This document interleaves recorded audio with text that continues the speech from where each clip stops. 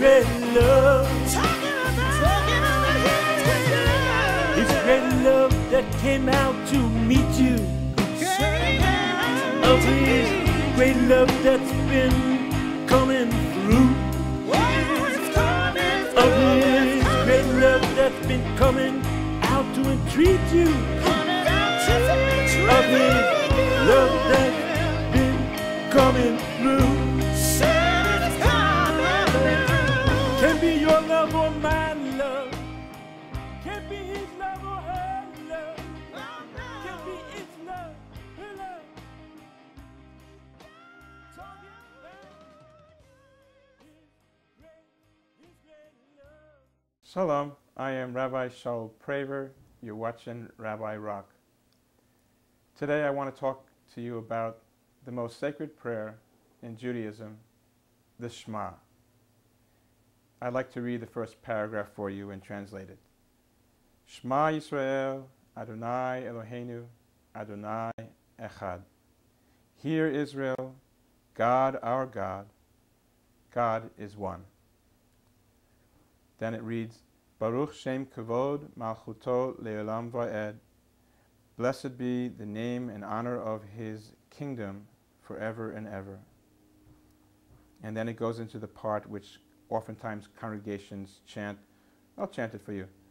V'yahavita et Adonai Elohecha v'chol levavcha u'v'chol nafshecha u'v'chol me'odecha v'hayu hadvarim ha'ele asher anochi mitzavecha hayom al levavecha v'shinanatam levanecha v'dibarta bam v'shivtecha b'veitecha u'v'lechtecha v'aderech u'v'shochbecha u'v'kumecha u'keshartam liot al yadecha v'hayu letotefot bein einecha u'chetavtam al mezuzot beitecha u'visharecha.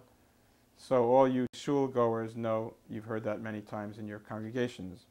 And that part translates as V'ahavta et Adonai Elohecha v'chol levavcha. You shall love God your God with all of your heart, v'chol levavcha, v'chol nafshecha, with all of your soul, v'chol me'odecha, with all of your possessions, with all of your wealth, money. V'hayu hadvarim ha'ele, and these words, Asher anochi mitzavcha hayom, that I have commanded you this day, shall be al livavecha. The Talmud explains that al livavecha, on your heart, means that you should know this prayer by heart. Other prayers you could know from the book, but this one you have to know by heart. Vishinantam livanecha, and you shall teach these words, these very words, to your children. V'dibarta bam, and speak of them, these words. B'shiftecha b'veitecha, when you sit down in your house. U'lechtecha v'derech, or when you're walking upon the way in transit, whether it be the subway or a mule or a donkey, or whatever mode of transportation, you should be engaged in the words of the Shema, of the Torah, at that time. U'b'shochbecha v'kumecha, and when you lie down at night, before you go to bed, you should say the Shema. And uvekumecha, when you rise up in the morning, you should say the Shema as well. Now here's the part we're going to concentrate on today. We have a special guest. You'll see in a moment. I'll introduce him. Ukshartem liot, you shall tie them as a sign, al yadecha, on your hand. V'hayu letotefot bein einecha, and they shall be as frontlets between your eyes. Uchtavtem al mezuzot beitecha uvisharecha, and you shall write them on the mezuzot. The little mezuzot cases have little scrolls in them. Beitecha, of your house, the doorways of your house. Uvisharecha, and in the gates of the cities.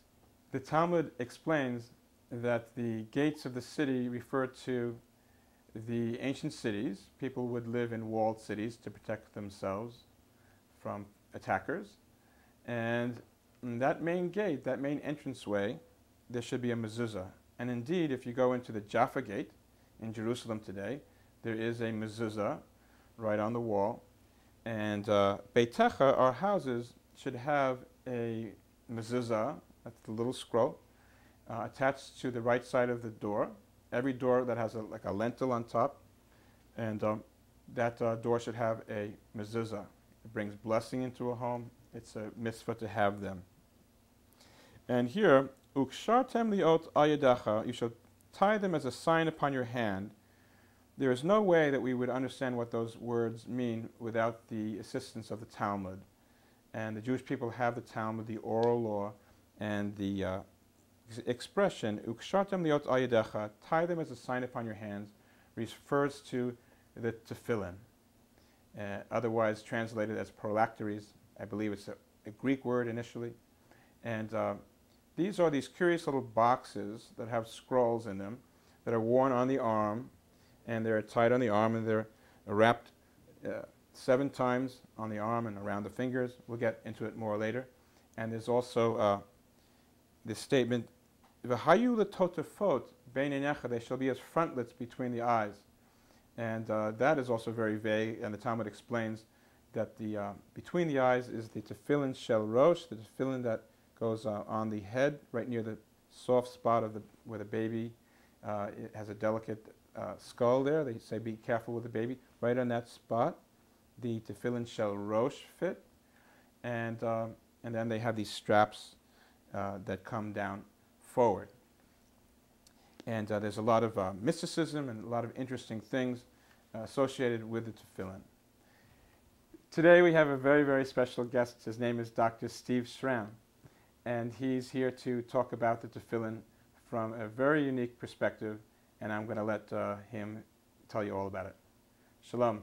Shalom. Great to have you, Steve. Nice to see you. Nice to meet you. I've been practicing as a chiropractor for over 20 years and an acupuncturist for about 10. And about 4 or 5 years ago, I was taking a seminar on acupuncture that was going over the treatment of mental illness with the use of acupuncture points. Mm-hmm. And there are 365 acupuncture points on the body, and we're going over many of them. How many? 365. I thought I heard 365. Yeah, 365. Okay. There are actually more extra points that are outside of the channel or not on them, but there are 365 named points. And as we were going over these points, or which points were useful in the treatment of mental illness, we came to a point at the very base of the skull, at the back of the head, and I realized right at that moment that that's where the knot for the shell roche, for the head Tephillin, is placed when one is donning Tephillin. And I wondered immediately, does Tephillin have a mental benefit or a psychospiritual benefit? So I took that idea and I decided to explore that further. And how did you do that? What sources did you pursue? Well, I wanted to explore the variations because there's 2 different wrapping styles between 2 different Jewish communities, the Ashkenazi and the Hasidic community. Yeah. And in order to, the 2 different wrapping styles is one wraps away from the heart, yeah, and another wraps to the heart. Okay. And I was wondering which style hits which acupuncture points. Okay, so now, when I first heard about this, when I hear acupuncture, I think of needles. So acupuncture is not only the practice of needles, correct? It's also pressure, acupressure. In fact, any stimulation of the point whatsoever falls in the rubric of Chinese medicine, whether you're thinking about the point, pressing on the point, or actually needling the point. So what I did in order to figure out what acupuncture points were stimulated by the hand Tephillin is I made a cast of my left arm. Okay. So this cast that I made of my arm, I proceeded after, this wasn't the first cast that I made, a couple didn't come out quite well. I proceeded to put the various acupuncture points along them. Yes.